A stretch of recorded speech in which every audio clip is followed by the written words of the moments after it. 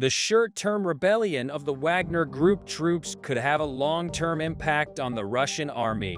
US officials noted that both military chiefs in Moscow and soldiers fighting in Ukraine may have been upset by the events caused by the Wagner uprising. The Russian army believes that as a result of the coup attempt, which almost sparked a civil war in its homelands, the enthusiasm of Russian soldiers in the ships may have diminished. On the Russian side, people are trying to figure out who is loyal, who is not, and what's going on while doing this. In addition to the chaos in the headquarters, the soldiers are just sitting and waiting in the barracks. No Russian soldier wants to be killed or hurt for lost war efforts anymore. Russian soldiers began to think that the end was approaching. These thoughts also sparked the death fears of the soldiers. Russia is withdrawing from many conflict zones due to the advance of the Ukrainian army. These withdrawals, the morale of the Russian soldiers, and the struggle patterns do not seem to be easy to correct.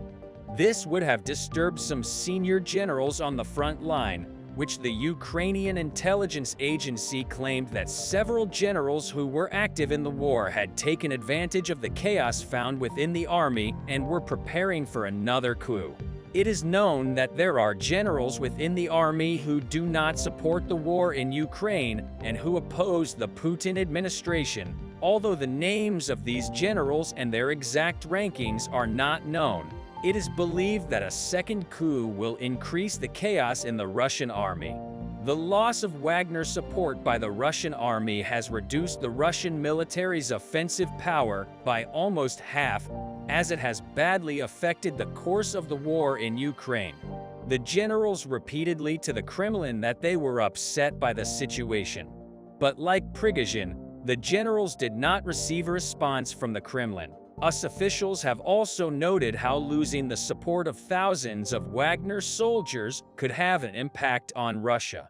Yevgeny Prigozhin is believed to have sent about 25,000 troops to fight in Ukraine last year. Officials said the loss of these troops as a result of the coup attempt could possibly prevent Russia's attacks on Ukraine.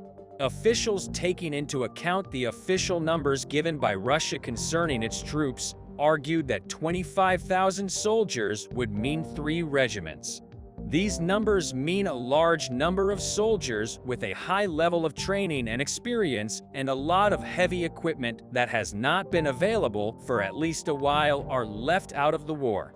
Officials said they believe that most of the Wagner Group mercenaries would want to be integrated into the Russian army, and that it was a huge loss for the Russian army to stay out of the war. So do the Wagner soldiers really want to join the Russian army?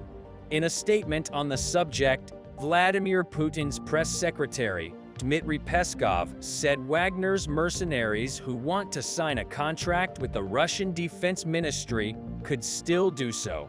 Peskov added that the criminal case against Prigozhin and his troops would be closed after Wagner's boss ordered the troops to withdraw on their way to Moscow.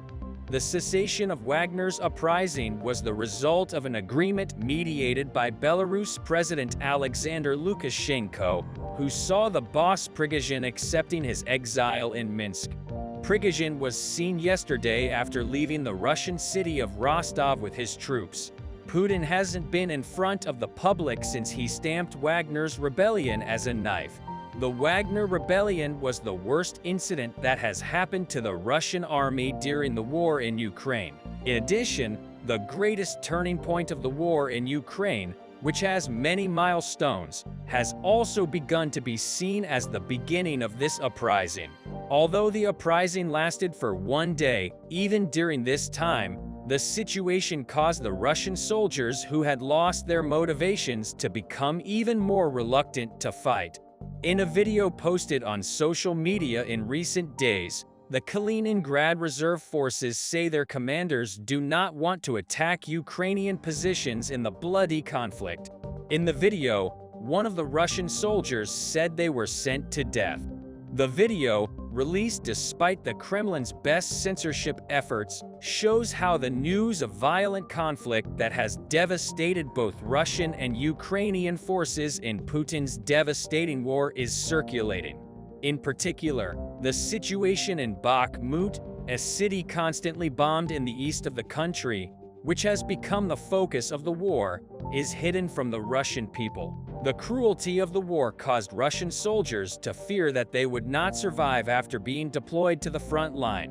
One of the biggest reasons for these fears lies in the fact that President Putin wants to send more and more military deaths to demand every kind of region he can. In the video, soldiers argue how angry they are at the death of their comrades and tell their officers that if they are forced to go to the front, they will clash in a stockroom and even flee or return home by taxi if sent there. One of the soldiers in the video, "Don't you want us to reject Beta to go to jail? Throw them all in jail and we'll stay there. No one will go there. How much penalty? 5 or 7 years or 10 years? We do not care. At least we will survive and do not waste the rest of our lives. For whom? For what are we fighting?" He said he was sent to death. The soldiers then told their commanders that they were willing to fight as a regional defense unit, that they held the occupied territories in their hands but refused to attack. They then talked to a soldier who claimed to have killed him. Another soldier, a man, came out, sat in a robe, directed his gun and blasted his brain from his right forehead. Even the doctor was surprised, striking his head right in front of the repairman. "I was tired." He was screaming that I was already tired. "Have you seen the lake of blood?" If he did not go to attack, he would take the bullet instead. "Is this normal?" he says. So what exactly is happening in the Russian army? The very unprepared start of the Russian army to the war. The indiscipline and ruthlessness of the officials within the army and the rebellious rebellion of many commanders against the Kremlin were the beginning of the collapse of Russia's army. Negative orders given during the clashes, lack of coordination, and the timely violation of the orders of the commanders of Russian troops caused a minor uprising within the army. Finally, Wagner's attempted coup d'etat also blinded the fire of rebellion within the army. Russia has taken 300,000 Russians into the army, along with its partial displacement announcement last autumn, sending these soldiers to the front in a semi-trained and almost concealed manner, and subsequently opposing the command or fleeing their troops is one of the main reasons for the onset of the uprisings. Ukrainian army has launched a project called I Want to Live after Russia's partial invasion decision. The aim of the project was to get Russian troops who did not want to fight to leave Ukraine and return to their families. The project I Want to Live at the end of the day has received more than 25,000 calls and is still looking for the line and asking for help, wanting to live with more traveling soldiers who want to get rid of the front. This even applies not only to soldiers, but to some ranking officers as well. In this way, a Russian officer who surrendered to the Ukrainian forces revealed what was happening in the Russian army. A Russian commander who surrendered in recent days said Russian soldiers had shot and blown themselves up during the Ukrainian army's dominance over Russian troops' embankment last day. Thousands of Russian soldiers left behind large amounts of weapons, desperately fleeing the oppression. Instead of confronting the Ukrainians, some soldiers had to sacrifice their lives in the interrogation of the Russian lieutenant who surrendered. He explained that the units severely depleted during the war found themselves surrounded, that there were 12 soldiers, that 3 were taken prisoner, and that the others shot themselves. The chaos within the Russian army is, of course, an unavailable opportunity for the Ukrainian army. The fact that the recent offensive against Ukraine is taking place in such an environment is equivalent to the appearance of a bright white light at the end of the Ukrainian army's path to victory. Who do you think Putin is most afraid of? President Zelensky of Ukraine, the Ukrainian army, Russian commanders who are allegedly planning a coup against him. The International Criminal Court, NATO. Putin fears all of this, but there is something he fears more: the Russian people. The Russian people want to end Putin's rule. The protests in Russia are getting bigger and bigger every day. Russian rebels never leave Red Square in Moscow. Putin cannot suppress these protests. Actually, these protests are not new. After Russia decided to invade Ukraine, millions of people across the country started rioting. More than 6,500 rioters were detained in 53 cities. Russian police intervened very harshly when detaining the rebels, which outraged everyone. The detained rioters were referred to court to be arrested. Russian citizens were even more outraged by the harsh attitude of the police and the government. The next day, many more people joined the riots. But there were still some who did not support the riots because Putin said that this war would be very short and would not affect Russia negatively. But it soon became clear that none of Putin's goals were realistic. It has been almost a year since the beginning of the war. During this time, the Russian economy has suffered a heavy loss. Inflation in Russia is rising every day. The Russian people are struggling to meet even their basic needs. All citizens blame Putin for the crisis in the country. Poverty is one of the worst things in life. But there is something worse: that a total of 128,420 soldiers have been killed in the Russian army since the beginning of the war. According to the data shared by the Ukrainian Defense Ministry, 920 Russian soldiers have been killed in the last 24 hours alone. Funerals are held for hundreds of soldiers every day in Russia. According to local media reports in Russia, cemetery workers and church staff are experiencing a very busy period.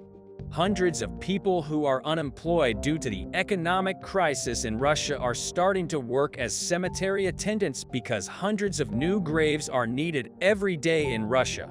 The fact that the Russian army has suffered such heavy losses is the biggest proof of how unsuccessfully Putin has managed this war. The Russian people will receive news of deaths every day. Want this war to end as soon as possible. That's why more and more people are joining the protests every day. Protesters gather in cities like Moscow, St. Petersburg, and Belgorod and make anti-war statements. The Russian police are now completely failing to suppress the riots. The rioters are throwing stones and sticks at the police officers who approach them. Everyone wonders what the protesters are planning. Some allegations in the Russian press are scaring Putin very much. According to these allegations, Russian protesters are planning to occupy the Interior Ministry building in Moscow. In this way, the detained Russian rebels will be freed. But this is not the only goal of the protesters. If the Russian government does not release the detained rebels, new methods will be put into action. It is claimed that the Russian rebels will share some private files found in the Interior Ministry building with the whole world. This could completely discredit Russia as a result of the disclosure of state secrets. Putin may be forced to resign. That's why Putin is so scared. Russian leader Putin has asked for help from the Russian army against the massive protests of the rebels. Russian soldiers are constantly patrolling Moscow. Soldiers are checking the identity of some citizens and forbidding them to move in groups. At the moment, in Russia, if 5 people gather together, the police immediately go to that area because Putin is very afraid of a new wave of riots. But this fear is useless. Riots continue to grow in Russia. Some individuals and groups are also supporting these uprisings. Russia's most respected academics are joining the protests in Moscow, protesting against the government. Russian scientists have been doing everything they can since the beginning of the war. More than 7,400 Russian scientists issued a statement against this war and called on Putin. Russian scientists said that this occupation must end as soon as possible. But Putin was very angry with the statements of the academics. Instead of listening to them, he chose to fight. Thousands of academics were fired from universities. Scientists' laboratories were closed, but they are still doing everything they can to end the occupation. In addition, Lev Ponomaryov, a human rights activist living in Russia, started a petition against Putin's decision to invite. In just 1 week, he collected nearly 2 million signatures. This worried the Russian authorities. Ponomaryov was prevented from collecting signatures. However, the fact that so many signatures were collected in a week's time was the biggest indicator that citizens in Russia never supported the war. In addition, celebrities and artists in Russia also opposed Putin's invasion of Ukraine. TV presenter Ksenia Sobchak, pop star Valery Mladze, writer, Dmitry Glukhovsky, journalist and YouTuber, Yuri, adult film director, Roman Vorobyov, rapper Noisy MC Dynamo, Moscow striker Fyodor Smolov, actress Chopin Kamadova, and TV presenter Ivan Urgant are some of them. The motivation of the Russian people is also boosted by the anti-war statements of these names. Russian citizens know very well that they are not alone. The number of people in Russia who think that Putin should resign has increased. Independent research organizations are constantly conducting polls in Russia. According to these polls, Putin is going through the most difficult days of his career. It is impossible for Putin to win another election. In fact, if the riots grow even bigger, Putin may have to resign. The Russian people are about to end Putin's political career. No one could have predicted such an outcome when this war started. But now, thanks to the revolt of the Russian people, the cause of the war is changing. The political uncertainty in Russia is also affecting the battlefield. Putin is trying to regain his power, but he is not succeeding. Russian citizens are making sure that Putin loses this war. These rebellions will go down in world history. The rebellious Russian citizens are being followed with interest all over the world. President Zelensky of Ukraine sends sincere messages to the Russian people who do not support this war. The Russian people want this war to end as soon as possible, and for the two brotherly people to live in peace. How do you think the riots in Russia will affect the outcome of the war? What do you think about the revolt of the Russian people? Do you think Putin will resign? How will the statements of Russian celebrities and academics affect the course of the war? Do you think the rebels can take over government buildings in Russia? There are a lot of updates from the Donetsk region. Here, Russian forces noticed that Ukrainians were methodically accumulating forces in and around Fulad Shar and in anticipation of an offensive operation, started bombing and attacking the whole region. However, Ukrainians managed to regain the upper hand, launched their attacks along the whole contact line, and were already recorded operating on the other side of the river. Last time I told you that Russians finished a 1-month-long process of forces accumulation, launched a renewed offensive operation, and managed to increase the area of control around Volodar. I also told you that due to the unexpected weather changes, Russians temporarily lost control over the situation, and Ukrainians successfully exploited the window of opportunity by pushing Russians halfway back from the north and assaulting Pavlivka. The freshest reports indicate that maintaining the upper hand was not easy, and due to the intense fights, the initiative went back and forth. At first, Ukrainians tried to develop their success and leverage the newly taken positions for further advancement. But the moment the weather improved, Russians unleashed their aviation to restore control over the situation by any means.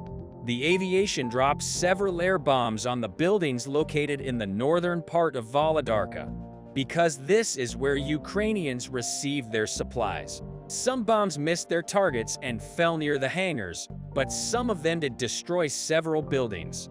There are no signs of secondary detonations or big fires because most of the equipment and ammunition is likely stored in the coal mines less than 2 kilometers north of Bulardari. However, When Russians started taking down high-rise buildings, the situation worsened. Drone footage showed how Russians demolished 2 out of 3 sections of a building. In another video, a Ukrainian fighter confirmed that there were soldiers in this building. Ukrainian forces responded to this developments by reinforcing air defense in the southern part of the Donetsk region and even conducting their own air strikes. After both parties started shooting down each other's jets, both cooled down and for the most part switched back to artillery. This gave an opportunity to the Ukrainians to replenish their reserves and start preparing for the continuation of their operation. Russian sources reported that Ukrainians reinforced the region with grenade machine guns, self-propelled mortar systems, and a lot of unmanned aerial vehicles and drones. Russian intelligence also claimed that they recorded the relocation of at least 2 battalions to Volodar and at least 1 unspecified detachment. Russians decided not to wait and attacked the Ukrainians first. The first Russian group advanced towards the eastern hamlet, while the second group attempted to expand their control over the 3 lines in front of the coal mines by pushing. Russians did achieve some limited success, as drone footage indicated that Russians established positions in the hamlet. But as Russian sources reported, due to the heavy fire, it was extremely difficult to move forward. Instead of recapturing positions north of Mykolaiv for the second time, Ukrainians decided to develop their success around Pavlivka. A fighter from the 72nd Mechanized Brigade made a video showing the newly retaken positions and a damaged enemy tank. A drone operator from the same brigade also released a video showing how they are moving further and conducting artillery preparation on the next Russian positions. Russian sources confirmed that Ukrainians conducted an artillery preparation and are preparing to conduct a bigger assault. Ukrainians attacked Russian positions along the entire contact line several hours later. Russian sources already reported that some positions were lost. Soon, Russians resorted to the heaviest artillery and aviation, which forced Ukrainians to stop. But judging by the reported areas of Russian fire, it turned out that Ukrainians were present west of Pavlivka and likely attempted to storm it. It is yet unclear whether this unit crossed the river or attacked Russians from Pratina. However, this raised panic in the Russian media space, and some started talking about the inevitable fall of Pavlivka. So far, Russians are still controlling the village, but the most recent combat footage indicates that Ukrainians are already destroying Russian equipment in and around the village, likely in preparation for the storming operation. Ukrainian fighters from the 72nd Mechanized Brigade showed how they destroyed 1 tank near Pavlivka, 1 tank near Mykolaiv, 1 vehicle near Yurivka, and even 1 Tulipant 10 kilometers behind the front line. Ukrainians have also recently destroyed a huge ammunition depot in Baraki. Ukrainians said that they noticed a while ago how Russians were accumulating green boxes in the hangars. So when the appropriate moment came, they struck the depot. The explosions were reportedly heard and seen from 10 kilometers away. Hopefully, the preparation for the storming operation will be completed soon, as a successful operation of Russian defense in this region will create huge problem to Russian forces along the whole Zaporizhzhia line and may even mark the beginning of the active stage of the counter-offensive operation.